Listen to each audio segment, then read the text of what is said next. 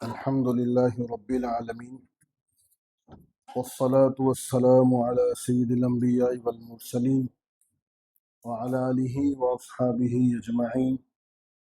أعوذ بالله من الشيطان الرجيم. بسم الله الرحمن الرحيم. رب اشرح لي صدري ويسر لي أمري واحلل عقدة من لساني يفقهوا قولي. سبحانك لا علم لنا إلا ما علمتنا إنك أنت العليم الحكيم. صدق الله العظيم. اللهم صل على محمد وعلى آل محمد كلما ذكره الذاكرون، وصل على محمد وعلى آل محمد كلما غفل عن ذکر الغافلون. میں نے کل گزشتہ ہفتے بتائی تھی بات کہ یہ حدیث جو ہے اس کے بارے میں حضرت شیخ عبد القادر جیلانی رحمۃ اللہ علیہ نے فرمایا ہے کہ جو آدمی اس حدیث کو سامنے رکھ کر اپنی زندگی کو گزارے گا تو دنیا اور آخرت میں کامیابی اس کو ملے گی. اور آج کا جو مضمون ہے بہت زیادہ اہم ہے اور بہت سمجھنے کی چیز ہے. اگر اس کو سمجھ لیے نا ہم نے تو ہماری تقریباً جتنے لوگ ڈپریشن میں ہوتے ہیں نا، ٹینشن میں، یہ دشمن وہ پریشان کر رہا ہے، اس کو دور کرنے کے لیے یہ تعویذ دے دو، وہ سب سے نجات مل جائے گی. عجیب بات ہے، میں پڑھا نا تو ایسا لگا کہ ہم لوگ بالکل کورے خالی اس معاملے میں. حقیقت میں دوسروں کی بات تو نہیں، اپنے اندر دیکھتے نا آدمی. ایک بات یاد رکھنا، جب بھی کوئی بات حدیث کی سنے نا تو بطور اپنے اوپر لانے کی کوشش کے لیے، معلومات کے حساب سے نہیں سننا چاہیے. دوسروں کو دیکھنے کی طرف میرے اندر ہے کہ نہیں، میں اپنے اندر لاؤں بس. واقعی میں آپ جب سنیں گے انشاءاللہ دعا کریں کہ اللہ مجھے صحیح سمجھانے کی توفیق دے، آپ کو واقعی میں مزہ آئے گا کہ یار ہم لوگ تو بالکل کورے اس کے اندر. میں ایک مرتبہ پیچھے سے ترجمہ کرتا ہوں کہ 2 پارٹ تو ہو چکے، یہ آج آخری ہے. اللہ کے نبی علیہ الصلوۃ والسلام نے عبداللہ ابن عباس رضی اللہ عنہ کو کہا کہ تمہیں کچھ باتیں میں سکھاتا ہوں، اس کو یاد رکھنا. پہلا، اللہ کے دین کی حفاظت کرو، اللہ تمہاری حفاظت کرے گا. اللہ کے دین کی حفاظت کرو، اللہ کی مدد ہمیشہ سامنے ہوگی. مانگو تو اللہ سے مانگو، مدد طلب کرو تو اللہ سے مدد طلب کرو. اب جو بات ہے نا، سنو، ساری دنیا مل کر تمہیں نفع پہنچانا چاہے تو اتنا ہی نفع پہنچائیں گی جتنا اللہ نے تمہارے مقدر میں لکھ دیا ہے. اور سارے لوگ اگر تمہیں نقصان پہنچانا چاہے تو اتنا ہی نقصان پہنچا سکتے ہیں جتنا اللہ نے تمہارے قلم میں، تمہارے مقدر میں لکھ دیا. اور یہ بات اللہ نے طے کر دی. کیا دلیل؟ رفعت الاقلام وجفت الصحف، اللہ نے لکھ کر قلم کو اٹھا دیا اور جو چیز لکھ دی گئی تھی اس کی سیاہی بھی سوکھ چکی. اب اس میں ایک بات کوئی دوسری ہونے والی نہیں، جو ہے وہ ہے. کیا سبق ہے اس سے؟ بہت دھیان سے سنو. پہلی چیز تو اللہ تعالیٰ ہمیں بتانا چاہ رہے ہیں کہ نگاہ آدمی کی ہر وقت اللہ کی ذات پر ہونی چاہیے. نگاہ کس پر ہونی چاہیے؟ اللہ کی ذات پر. نفع مل رہا ہے تو بھی اللہ کی طرف سے، نقصان مل رہا ہے تو بھی اللہ کی طرف سے. اور کوئی آدمی ہمیں نفع پہنچا رہا ہے تو یہ بھی اللہ کی طرف سے ہے، کوئی ہمیں نقصان پہنچا رہا ہے تو یہ بھی اللہ کی طرف سے. دوسری بات، کوئی اگر نقصان پہنچا رہا ہے تو ہمیں اپنے دل کے اندر اس کے خلاف جذبہ پیدا نہیں ہونا چاہیے کہ یہ مجھے نقصان پہنچا رہا ہے. دیکھو دھیان سے سننا، ہم لوگ سب اس میں ملوث ہیں. ہم لوگ کیا کرتے ہیں، اس نے مجھے نقصان پہنچایا تو اس کے پیچھے پڑ جاتے ہیں. حالانکہ یہ تو ایک ذریعہ ہے. کیا یہ ذریعہ ہے؟ اس کا دل کس کے ہاتھ میں ہے؟ اللہ کے ہاتھ میں. تو اللہ نے اس کے دل میں ڈالا، اس نے مجھے نقصان پہنچایا. کوئی آدمی مجھے نفع پہنچا رہا ہے تو یہ جو نفع پہنچا رہا ہے نا، اللہ نے اس کے دل میں بات ڈالی تو مجھے نفع پہنچا رہا ہے. بات سمجھ میں آ رہی؟ جب یہ آدمی جو ہے بیچ میں ایک ذریعہ ہے تو اصل کون ہے؟ اللہ ہے. تو اللہ ہی نفع دے رہا ہے، اللہ ہی نقصان دے رہا ہے. تو ہمیں کیا کرنا چاہیے؟ تو جس آدمی نے مجھے نقصان پہنچایا تو میرا کام یہ ہے کہ یہ اللہ کی طرف سے نقصان پہنچا ہے تو میرا کوئی گناہ، میری کوئی غلطی ہے جس کی وجہ سے مجھ پر یہ حالات آئے ہیں، تو میں توبہ اور استغفار کرنے میں اضافہ کر دوں، جلدی کروں. کیونکہ بھائی یہ آدمی نے نقصان پہنچایا مجھے، تو یہ اللہ نے اس کے دل میں بات ڈالی تھی، اس لیے تو نقصان پہنچایا نا مجھے. اور اگر اللہ بات نہیں ڈالتے تو نقصان کون پہنچا سکتا تھا؟ نہیں پہنچا سکتا تھا. اور آگے ہم نے پڑھا کہ جتنا جو کچھ نقصان پہنچانا ہے وہ اللہ نے طے کر دیا، جو نفع پہنچانا ہے وہ اللہ نے طے کر دیا. تو ہم کیا کرتے ہیں معلوم؟ ایک آدمی نے مجھے گالی دی، اب میں ٹینشن میں کہ اس نے مجھے گالی کیوں دی، اب اس سے بدلہ لینے کی فکر میں، اندر سے جذبہ، ایک عجیب سا، ایک بے چینی، ایک خلش ہوتی ہے دل میں کہ میں اس کو چھوڑوں گا نہیں، بس مجھے موقع ملنا چاہیے. بس ہوتا ہے کہ نہیں ہوتا ہے؟ حالانکہ شریعت کا حکم کیا ہے؟ وہ ایک ذریعہ ہے، اصل کون ہے؟ اللہ ہے. جب یہ بات دھیان میں بیٹھ جائے گی تو ایمانداری سے بتاؤ، ہم اس سے بدلہ لینے کے چکر میں رہیں گے؟ بدلہ لینے کے چکر میں کیوں رہتے ہیں؟ اس نے کیا. اور جب یہ بات معلوم ہو گئی کہ اس نے نہیں کیا، یہ ایک ذریعہ ہے، کرنے والا کون ہے؟ اللہ. دشمنی اللہ نے اس کے دل میں بات ڈالی ہمارے، اب وہ دشمنی اتارا. اب دشمنی جو اللہ نے ڈالی میرے گناہوں کی وجہ سے ڈالی، تو میں کیا کروں گا؟ اس سے معاملہ کروں گا نا، بھائی اللہ مجھے معاف کر دے، میری غلطی ہو. تو محبت بھی کون ڈالے گا؟ اللہ. اب کوئی آدمی آپ کو نفع پہنچا رہا ہے تو ہم لوگ کیا کرتے ہیں؟ بھائی یہی آدمی بہت اچھا، میرے سپورٹ میں ہے، میرے ماننے والوں میں، میرے مرید میں ہے. یہ بھائی یہ اصل نہیں ہے، اصل تو اللہ ہے، جو اس کا دل اس کے ہاتھ میں ہے کہ اس نے تمہاری محبت اس آدمی کے دل میں ڈال دی، تو اس نے محبت کا اظہار اس طریقے سے کیا. ورنہ اگر اللہ نفرت ڈال دیتا تو تم چاہے کتنے وظیفے پڑھ کے ڈال دو، وَأَلْقَيْتُ عَلَيْكَ مَحَبَّةً مِّنِّي پڑھ کے 100 مرتبہ ڈال دو، کچھ نہیں ہوتا اگر اللہ محبت نہیں ڈالتا. تو ذریعہ ہے، اصل کون ہے؟ اللہ ہے. بات سمجھ میں آ گئی؟ اس پر ہے نا ایک شیخ سعدی رحمۃ اللہ علیہ کا آپ نے نام سنا تھا، انہوں نے ایک عجیب اشعار کہے. وہ ایک حکایت بیان کی، میں ابھی وہی پڑھ رہا تھا، اس میں انہوں نے کہا کہ ایک بادشاہ تھا، وہ سمجھانے کے لیے میں مثال دے رہا ہوں تاکہ بات اچھی طرح سمجھ میں آئے. وہ بادشاہ تھا تو اس کا ایک خاص وزیر تھا، اور یعنی ہمیشہ سے اس کے ساتھ رہا. کچھ غلطی ہو گئی تو بادشاہ نے کہا کہ اس کو قتل کر دو، لیکن جو جلاد تھے اس نے اس پر بھی مہربانی کی ہوئی تھی وزیر نے، تو ان کی ہمت نہیں ہوئی کہ اس کو ہم کیا کریں، تو کسی طرح بادشاہ سے سفارش کروا کے اس کو جیل میں ڈلوا دیا تاکہ بادشاہ کا جو عتاب ہے، غصہ تھوڑا ٹھنڈا ہو جائے. کچھ دن گزر گئے تو لوگوں کو معلوم ہوا کہ بھائی اتنا بڑا وزیر جیل میں ہے، تو لوگوں نے خط و خطابت کے ذریعے وزیر کو کہا کہ تم ہمارے پاس آ جاؤ، ہم تمہارے کو نوازیں گے. تو اس نے پیچھے لکھ دیا کہ میں نے اتنے سالوں سے ان کا نمک کھایا ہے، میں نمک حرامی نہیں کروں گا.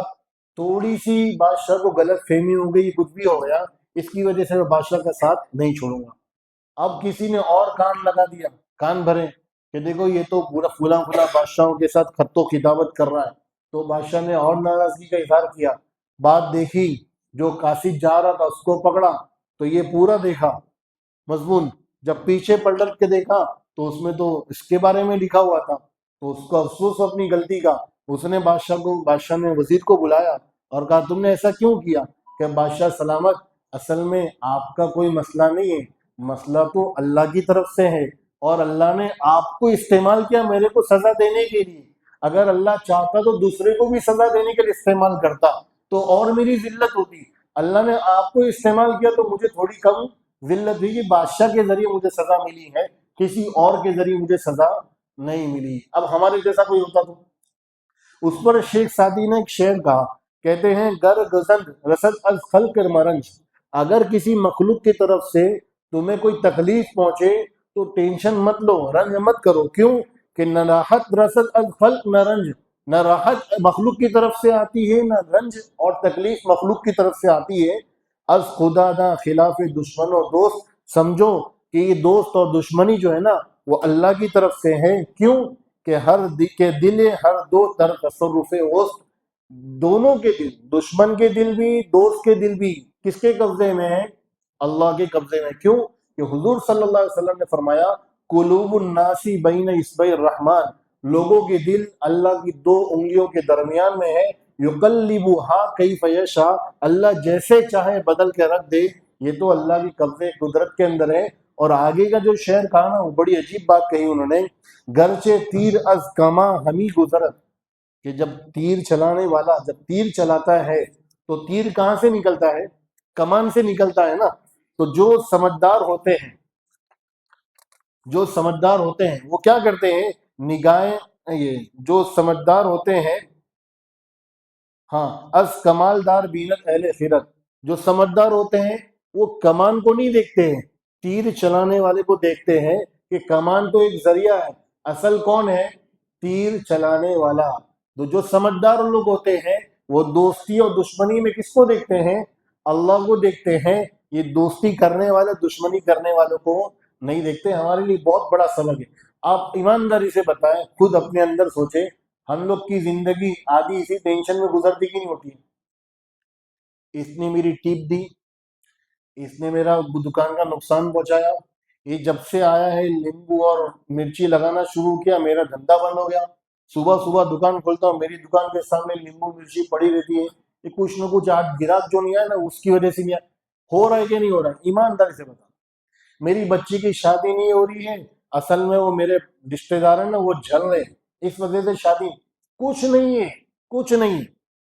سارا مسئلہ اللہ کی طرف سے، سارا مسئلہ اللہ کی طرف سے. ایسے معاملات میں توبہ اور استغفار بڑھا تو سب مسئلے حل ہو جائیں گے. لیکن ہمارا مسئلہ یہ ہوتا ہے کہ ہم لوگ جو ہے نا ہمیشہ اسی پریشانی میں رہتے ہیں کہ کیا ہوگا کیسے ہوگا. اس لیے پہلی چیز تو یہ ہوگی. اب آگے چلتے ہیں. اچھا، ایک چیز اور شریعت نے کہی ہے، اگر آپ کے ساتھ کسی نے احسان کیا ہے تو یہ بھی ایک ذریعہ ہے. اصل تو اللہ ہے، لیکن شریعت یہ کہتی ہے جس نے آپ کے ساتھ احسان کیا نا اس کا بھی شکر ادا کرو. اس کو مقصود مت بناؤ لیکن اس کا شکر ادا کرو، کیونکہ اللہ کے نبی کی حدیث ہے، من لم یشکر الناس لم یشکر اللہ. جو لوگوں کا شکر ادا نہیں کرتا ہے وہ اللہ کا بھی شکر ادا نہیں کرتا ہے. جب ایک ادنا آدمی کا شکر نہیں کر رہا ہے تو جس نے سب کچھ دیا اس کا آدمی کیسے شکر ادا کرے گا؟ ایک بات. اب آگے چلو. ایک اور حدیث میں حضور صلی اللہ علیہ وسلم نے فرمایا بڑی عجیب بات، وَعَلَمْ أَنَّمَا أَخْطَأَكَ لَمْ يَكُنْ لِيُصِيبَكَ وَمَا أَصَابَكَ لَمْ يَكُنْ لِيُخْطِئَكَ. جو پہنچا ہے وہ پہنچنے والا ہی تھا، اور جو نہیں پہنچا ہے وہ پہنچنے والا ہی نہیں تھا. بات سمجھ میں آئی؟ حدیث کا ترجمہ، جو پہنچنے والا ہے وہ پہنچنے والا ہی تھا، اور جو نہیں پہنچا ہے وہ پہنچنے والا ہی نہیں تھا. کیا مطلب اس کا؟ تقدیر اور تدبیر کا فرق بتا دیا اللہ کے نبی علیہ الصلوۃ والسلام. اس کو سمجھنا، جو میں اس کے لیے انتظار کر رہا تھا، بہت اہم چیز ہے. آپ کے بہت سارے مسئلے خود بخود حل ہو جائیں گے. ایک مثال دیتا ہوں میں آپ کو. ہمارا مسئلہ کیا ہے؟ کوئی نقصان پہنچ گیا آپ کو، تو یہ کیا مطلب اس کا؟ پہنچنے والا ہی تھا نا اللہ کی طرف سے. ہم لوگ کیا کرتے ہیں؟ ارے یار ایسا میں کر لیتا نا تو یہ ہو جاتا، اگر میں وہ کر لیتا وہ ہو جاتا. اگر وگر کچھ نہیں ہے، لفظ شیطان ہے، شیطان کا لفظ ہے اگر وگر. خود حدیث میں فَإِنَّ كَلِمَةَ لَوْ مِنْ اللہ کے نبی نے فرمایا لو عربی میں آتا ہے، اس کو اردو میں اگر کہتے ہیں. یہ اگر کا جملہ شیطان کا جملہ ہے. یہ تو ہونے والا تھا، ہو گیا. حضور کے زمانے میں ایک پیالہ ٹوٹ گیا تو حضور صلی اللہ علیہ وسلم نے کیا کہا؟ مانو چھوڑ دو، یہ تو لکھا ہوا تھا، ختم. ہے ہمارے میں اتنی ڈیری، باتیں بڑی بڑی کرتے ہیں ہم لوگ، لیکن گھر میں ہوتا نا ایک چماٹ لگا تو زور سے، جتنا زور سے لگ سکتا اتنا لگا. ہم ایک رشتے دار کے یہاں گئے تو میرے بچے نے گھر والوں کا موبائل سیدھا 21 مالے سے پھینکا. تو بچے کا کیا گیا. میری وائف تھوڑا غصے میں ہو گئی، تو جو میرے سالے صاحب تھے نا انہوں نے کہا ہو گیا نا، ختم کرو نا بات کو. میں نے عربوں میں یہ مزاج دیکھا، عربوں کے اندر ہو گیا نا، قدر اللہ ما شاء، جو لکھا تھا ہو گیا، ختم. ٹینشن مت لو، اب اس کی فکر میں مت رہو کہ ایسا نہیں کرتا تو وہ ہوتا، میں اس کے اوپر ڈبل یہ لیئر کی وہ لگا دیتا تو نہیں ٹوٹتا. ارے ہو گیا، ختم کرو بات. اب وہ مستقل ٹینشن میں کیوں رہتے ہو؟ آئندہ کے بارے میں دیکھو نا کیا کرنا ہے. اب آدمی بولے گا جب لکھا ہوا ہے تو پھر کچھ بھی مت کرو نا. نہیں نہیں نہیں، یہاں سمجھو آپ، جو تقدیر اللہ نے لکھی ہے جب تک وہ آپ کے سامنے نہیں ہے آپ کو تدبیر اور پلاننگ کرنا پڑے گا. اب جب تقدیر کا فیصلہ آپ کے سامنے آ گیا تو سرنڈر ہو جاؤ، بس ختم. بات سمجھو اس کو، بہت باری چیز ہے. اس کا فرق نہ کرنے کی وجہ سے آدمی گڑبڑ کرتا ہے. میں کیا کر رہا ہوں؟ جب تک تقدیر مطلب اللہ نے جو لکھا ہے وہ آپ کے سامنے نہیں آئی ہے آپ کو پلاننگ کرنا پڑے گا، تدبیر کرنا پڑے گا، لیکن جب وہ تقدیر آپ کے سامنے آ گئی تو پھر جو تھا سرنڈر، نہیں اللہ نے کہا ہو گیا۔ میں مثال دوں آپ کو، آپ کوئی چیز کام کر رہے ہیں، نقصان ہو گیا، تو یہ نقصان ہونا اللہ کا لکھا ہوا تھا نا، اب آپ کے سامنے آ گیا نا، اب کیا کرنا آپ کو؟ بس جو تھا ہو گیا، ختم، اگر وگر نہیں کرنا۔ لیکن آئندہ کے بارے میں ہوگا نہیں ہوگا یہ آپ کو معلوم ہے؟ بولو نا، نہیں معلوم ہے، یہ اللہ کو معلوم ہے۔ تو آپ بولیں گے نہیں یار بیٹھے رہو نا، چھوڑو نا یار، دیکھا جائے گا۔ غلط ہے، آپ ابھی سے پلاننگ کرو کہ ایسا نہ ہو، لیکن یہ پلاننگ بھی صرف پلاننگ کے ذریعے پر، ورنہ بھروسہ کس پر کرنا ہے اس میں بھی؟ اللہ پر۔ یہ بہت باریک چیز ہے۔ کئی لوگ اعتراض کرتے ہیں بھائی ہمارے مقدر میں لکھا ہے کہ ہم جہنم میں جانے والے ہیں، بولتے ہیں نا کئی لوگ، یہ بہت بڑا اعتراض۔ جب ہمارے لکھا ہے کہ جہنم میں جانے والے ہیں اور ہمارے مقدر میں لکھا ہے کہ ہم جنت میں جانے والے ہیں، تو عمل کر کے کیا فائدہ؟ آپ کو معلوم ہے آپ جنت میں جائیں گے جہنم میں جائیں گے، وہ تو وہاں جانے کے بعد معلوم پڑے گا نا۔ جب تک معلوم نہیں ہے تو آپ کو شریعت نے کہا عمل کا مکلف بنا، آپ عمل کرو۔ بات سمجھنا، کئی لوگ اس کے اندر مبتلا ہے، اور یہ لوگ بڑے شور شور سے ایک دم بات، بھائی ہم لوگ کافر ہیں تو ہمارے مقدر میں جہنم لکھی ہوئی ہے تو ہم کیا مجبور ہیں؟ نہیں نہیں نہیں، آپ کو معلوم ہے؟ ابھی ہم لوگ جتنے بھی کل کے بارے میں کچھ معلوم ہے؟ نہیں معلوم ہے نا۔ جب تک نہیں معلوم ہے آپ کو پلاننگ کرنی پڑے گی۔ اگر کچھ آ گیا تو بولے بھائی لکھا ہوا تو ہو گیا، ختم کرو بات کو، ادھر ادھر کی نہیں کرنی۔ بات سمجھ میں آئی؟ ابھی ہمارے گھر میں 2 دن پہلے کوئی مسئلہ آیا، تو ہمارے گھر والے بول رہے کہ یہ ہو گیا، ایسا ایسا، اتنے سالوں تک ایسا مسئلہ تھا، یہ بہت ساری باتیں آئی، بڑی عجیب بات ہے۔ تو وہ میں دیکھا بھائی پڑھ رہی گاڑی سے اتر رہی اور ایک دم ٹینشن میں چلیں گے اگر سمجھ نہیں ہے تو یہ پڑھ رکھا تھا، تو یہی پوری بات میں نے کاپی پیسٹ کر لی سمجھانے، تو بہت سارا مسئلہ حل ہو گیا۔ میں نے کہا جو تھا ہو گیا نا، اب اس کا ٹینشن لے کر، اچھا آپ ٹینشن لیں گے تو وہ جو ہوا تھا وہ نہیں ہوگا؟ بتاؤ نا۔ آپ نے کسی جگہ نکاح کا پیغام دیا، مثال دے رہا ہوں، آپ نے کچھ کر لیا کوئی بھی کام، اب آپ کو معلوم تھا کہ وہ لوگ ایسا کریں گے؟ نہیں معلوم تھا نا۔ اب کر لیے تو آپ رو مت، اللہ کی طرف سے تھا، اللہ نے جو خزا بہت اچھا ہوا، اس میں کوئی خیر ہوگی، بات ختم۔ اب آئندہ کے بارے میں آپ کو دیکھنا ہے کہ آپ کیا کرنا ہے کیا نہیں کرنا ہے۔ یہ بہت بڑی چیز ہے، بہت بڑی رہبری ہماری اللہ کی طرف سے شریعت کے اندر، اور اللہ کی قسم کھا کر کہتا ہوں اگر یہ نہیں ہوتی نا تو ہم لوگ بہت ٹینشن میں تھے، کئی لوگ ڈپریشن میں چلے جاتے۔ اور دوسری غلطی ہم لوگ یہ کرتے ہیں کہ جو پاسٹ ہو گیا اس کے ٹینشن میں رہتے، نہیں، آپ نے جو غلطیاں کر دی، جو بھی ہوا، آئندہ کے بارے میں آپ پلاننگ کرو، ترتیب بناؤ، پورا نظام۔ حضرت ابو ہریرہ یا حضرت ابو ذر رضی اللہ عنہ، اللہ کے نبی نے فرمایا حسن تدبیر سے، تدبیر کا مطلب پلاننگ سے، اچھی پلاننگ سے بہتر عقل مندی کوئی ہے ہی نہیں۔ آدمی بڑا عقل مند ہے جو اچھی پلاننگ کرے، لیکن بھروسہ اس میں بھی کیا کرنا ہے؟ اللہ۔ بات آ کے کہاں رکتی ہے؟ اللہ کی ذات پر ہی رکتی کہ کرنے والا کون ہے؟ اللہ۔ یہ ہماری شریعت کی سب سے بڑی خوبی ہے کہ ہمارے یہاں پر ہر چیز میں معاملہ توحید کو بتایا۔ تو بات میری سمجھ میں آئی کہ نہیں آئی؟